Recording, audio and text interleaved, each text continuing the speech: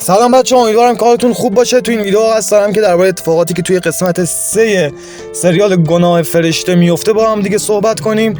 خیلی خوشحال میشم که شما هم توی قسمت کامنت ها نظراتتون رو بهم بگین و اینکه اگه از این ویدیو خوشتون اومد حتما لایک کنین، خیلی حمایت بزرگی ازم میکنین.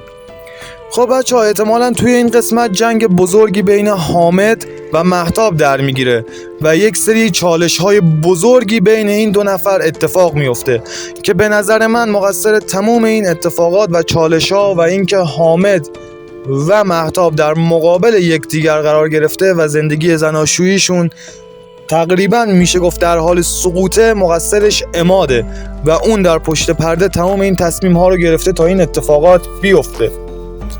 و اما راجع به مشفق که این که چه اتفاقی واسه اون میفته، به نظر من مشفق به احتمال زیاد بین حامد و مهتاب میمونه که کدوم یکی رو انتخاب کنه یا پشت کی در بیاد. و از اونجایی که توی این دو قسمت شخصیت پردازیش انجام شده، به نظر من به احتمال زیاد مشفق یعنی مهدی سلطانی از اونجایی که علاقه زیادی به حامد داشته و توی این دو قسمت اونو بیان کرده پشت حامد در میاد.